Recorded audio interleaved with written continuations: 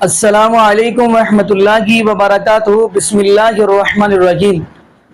ناظرین، آج ہم آپ کو ویڈیو دکھانے جا رہے ہیں شیعہ ذاکرہ جواد نقوی۔ اس نے مفتی طارق مسعود حفظہ اللہ تعالیٰ کو کیا رپلائی دیا، کیا جواب دیا، آخر مفتی طارق مسعود نے یزید کے بارے میں کیا بات کہی ہے جو اس کو غصہ آیا تو انہوں نے یہ جواب دیا۔ تو آگے بڑھیں، ہم ناظرین وہ ویڈیو دیکھتے ہیں، تو پھر انشاءاللہ ناظرین اسی حوالے سے ہم بھی گفتگو کریں گے۔ تو آئیے ناظرین مل کے اگر ویڈیو یزید کو نہ اچھا کہیں نہ برا کہیں تو پھر یزید کے ہاں پر بیعت کرنے والے صحابہ معاذ اللہ نہ اچھے ہیں نہ برے۔ دنیا میں ایک اصول یاد رکھو، شریعت میں جو بادشاہ ہو، جس کے ہاتھ میں قوت نافذہ ہو، اس کے اچھے اور برے کی بحث اسلام میں ہے ہی نہیں، سمجھ رہے ہو؟ اس کی اطاعت واجب ہے۔ تو صحابہ یزید کو اچھا سمجھیں برا سمجھیں، جنہوں نے بیعت کی ہے اس بیعت پہ کی ہے کہ پاور کس کے پاس ہے؟ یزید کے پاس۔ جو پاورفل ہوتا ہے اسلام میں حاکم اسی کو کہتے ہیں، اور بخاری مسلم کی واضح صحیح حدیثیں ہیں کہ جب ایک شخص حاکم بن جائے اس کے خلاف جو بھی کھڑا ہو قتل کر دو، کائن من کان، جو بھی ہو۔ یہ جو ہم دیکھتے ہیں نا کہ فلاں حاکم بہت نیک ہے، فلاں بہت برا ہے، اس کا کرنا کیا ہے؟ نیک اور برے کا ہے تو ہے، چاہے اچھا ہو چاہے برا ہو، اس کے خلاف بغاوت نہیں کر سکتے آپ۔ ملک میں انارکی پھیلے گی، اسٹیٹ دو ٹکڑوں میں تقسیم ہو جائے گی، لوگوں کا خون بہے گا۔ جن صحابہ نے یزید کے ہاتھ پہ بیعت کی انہیں اس سے بحث ہی نہیں تھی کہ یہ نیک ہے یا کیا ہے، فاسق۔ انہوں نے کہا پاورفل ہے، بیعت نہیں کرو گے تو بغاوت کے جرم میں قتل کر دے گا، اور اسلامی پھر جو بغاوت کے لیے اٹھیں گے تو اسلامی حکومت ڈیوائیڈ ہو جائے گی، اس سے مسلمانوں کا خون بہے گا۔ اس لیے بھائی جو بھی ہے اچھا برے کی بات ہی نہیں ہے۔ اب توجہ فرمائیں کہ اگر فاسد حکومت ہو جائے، ظالم حکمران ہو، جابر حکمران ہو، شرابی حکمران ہو، زانی حکمران ہو، مسلمانوں کے اوپر اگر مسلط ہو جائے، مسلمان کا فریضہ کیا بنتا ہے؟ یعنی یزید اگر حاکم بن جائے، مسلمان کا فریضہ کیا بنتا ہے؟ بنو امیہ نے اسلام کے نام پر سیاسی نظریہ بنایا اور اس نظریے کو مسلمانوں کو پڑھایا، اور مسلمانوں نے مکمل پڑھا اور ازبر کر کے اس پر عمل پیرا ہو گئے۔ امام حسین علیہ السلام کا نظریہ سیاسی اور تھا۔ امام حسین علیہ السلام کے قرآنی نظریے اور الہی اور امامت کے نظام میں سلطان جور، سلطان ظالم، حاکم ستمگر جواز نہیں رکھتا حکومت میں آنے کا۔ اس کی اطاعت حرام ہے، اس کو تحمل کرنا حرام ہے، اس کا ساتھ دینا حرام ہے، اس کے لیے تعاون کرنا اس کے ساتھ حرام ہے، وہ جرم ہے اور جہنم ہے۔ یہ امام حسین علیہ السلام کا سیاسی نظریہ ہے۔ اور ادھر بنو امیہ کا سیاسی نظریہ، بنو امیہ کو جو فری ایریا ملا، جہاں سے وہ گھسے اندر، اپنا نظریہ جاہلیت کا بنا کر اسلام کے نام پر پیش کیا، وہ کہاں ہے؟ دین کے منابع میں جو سب سے زیادہ گنجائش والی جگہ بنتی ہے اور اس سے بخوبی سب نے فائدہ اٹھایا ہے، وہ ہیں روایات اور احادیث۔ چونکہ روایات رسول اللہ کے فرامین ہیں اور ائمہ کے فرامین ہیں، اور راویوں نے سن کر آگے بتائے ہیں۔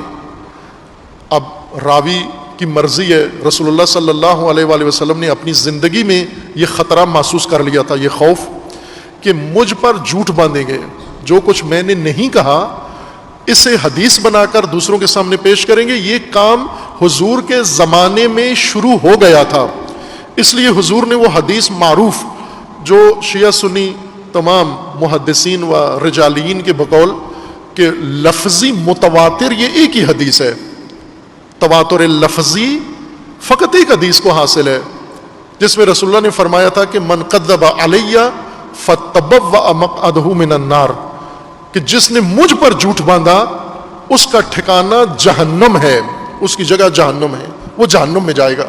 یہ رسول اللہ نے ایک دفعہ نہیں بار بار فرمایا، صحابہ کو بتایا مجھ پہ جھوٹ نہ بولنا، چونکہ وہ شروع ہو گیا تھا وہ کام جھوٹ بولنے والا۔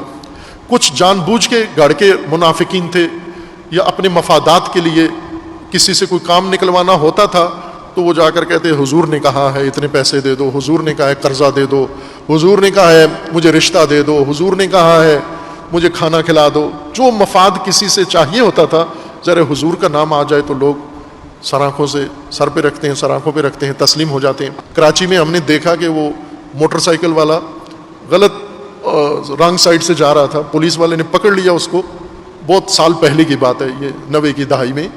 تو وہ موٹر سائیکل والے جوان نے پولیس کو کہا کہ اچھا تو الطاف بھائی کو گالی دیتا ہے۔ اس نے ہاتھ جوڑے معافی مانگی، بھائی یہ لے تو سارا کچھ، نہ چالان ہے کچھ بھی نہیں ہے، تو ہمیشہ غلط راستے سے جایا کر، یہ نہ کہنا کہ میں الطاف بھائی کو گالی دیتا ہوں۔ خوب ظاہر ایک نام چلتا ہے، اس نام سے سارے استفادہ کرتے ہیں۔ اب یہ لوگ شروع کر دیا تھا انہوں نے فائدے اٹھانا حضور کے نام پر کہ حضور نے یہ فرمایا ہے۔ لوگ احترام کرتے تھے. حضرت کو معلوم ہوا کہ یہ کام کر رہے ہیں تو فرمایا کہ جو بھی مجھ پر جھوٹ باندھے گا اس کا ٹھکانہ جہنم ہے. یہ سنی شیعہ روایات میں متفق علیہ بلکہ متواتر روایت ہے. یہ واحد روایت ہے جس کو تواتر لفظی حاصل ہے، کیونکہ یہ کام ہو رہا تھا اور یہ رکا نہیں، جاری رہا. بلکہ خلیفہ دوم نے اپنے عہد خلافت میں حدیث لکھنے، نقل کرنے، بیان کرنے پہ پابندی لگائی اور سزا دیتے تھے. اس کی مختلف توجیحات ہیں، وجوہات ہیں. ایک وجہ یہی بیان کی گئی تھی کہ فیکٹریاں شروع ہو گئی تھیں حدیث بیان کرنا، حضور نے فرمایا، رسول اللہ نے فرمایا ہے. اور خلیفہ خود بھی رسول اللہ کے صحابیوں میں سے ہیں. دوسرے صحابہ سے پوچھتے تھے کہ یہ جو حدیث یہ رپورٹر بیان کر رہے ہیں یہ آپ نے سنی ہے؟ وہ کہتا تھا ہم تو اتنی عرصہ حضور کے ساتھ رہے ہیں، ہم نے تو نہیں سنی. مثلا امیر المومنین سے پوچھتے کہ یہ جو نیا صحابی 6 مہینے حضور کے ساتھ رہا ہے یہ اتنی حدیثیں بیان کر رہا ہے. علی علیہ السلام جو شروع سے پیدائش سے حضور کے ساتھ ہیں، حضور کی آغوش میں پرورش پائی ہے اور لحظہ ریلت و وفات تک حضور کے پاس رہے ہیں، ایک لمحہ دور نہیں ہوئے سفر و حضر میں. امیر المومنین سے پوچھتے کہ یہ جو حدیث رسول سے نقل کر رہے ہیں، پیش کر رہے ہیں، یہ فرمایا ہے حضور نے؟ علی علیہ السلام فرماتے میں نے تو نہیں سنی، میں اتنا ساتھ رہا ہوں جڑ کے. امیر المومنین کا فرمانا ہے میں حضور کے ساتھ اس طرح سے جڑا ہوا تھا جیسے اونٹنی کا بچہ اونٹنی کے ساتھ جڑا ہوا ہوتا ہے، جدا نہیں ہوتا. میں اس طرح سے حضور کے ساتھ جڑا ہوا تھا. تو علی نے نہیں سنی یہ حدیثیں، یہ دوسروں نے کہاں سے سن لی؟ یہ کام حضور کی زندگی میں شروع ہو گیا تھا اور بعد میں پھر کھلی چھٹی مل گئی ان کو کچھ عرصہ. خصوصاً بنو امیہ نے اس ایریا سے زیادہ فائدہ اٹھایا ہے. یہی وہ نقطہ تھا، یہ وہ غیر محفوظ علاقہ تھا جہاں پہ باڑ نہیں لگی ہوئی تھی کہ آپ حضور کے نام پر حدیثیں بنواتے جاؤ اور بنا کے ان کو پھیلاتے جاؤ اپنی مرضی کی، اپنے نظریے کی، اپنے مفادات کی، اپنی سوچ کے مطابق. اور بنو امیہ نے کثرت سے یہ کام کیا.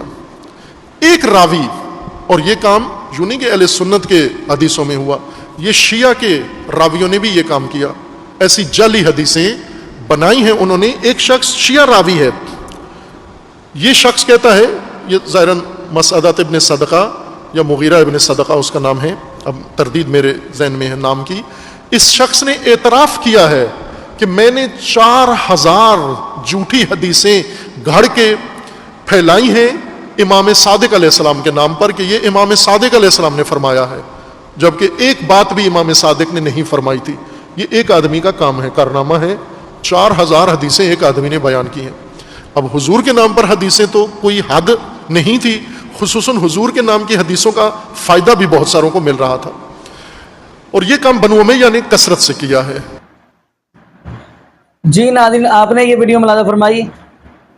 تو ناظرین پہلے نمبر پہ یہ جملہ ذہن میں بٹھا لیں کہ بندہ یزید کو جو مرضی کہے، اگر آپ نے نبی پاک صلی اللہ علیہ وسلم کے نواسے کے بارے میں کوئی ایسا جملہ بولا تو سمجھ لو آپ ایمان سے خارج ہو گئے، ایمان سے فارغ ہو گئے.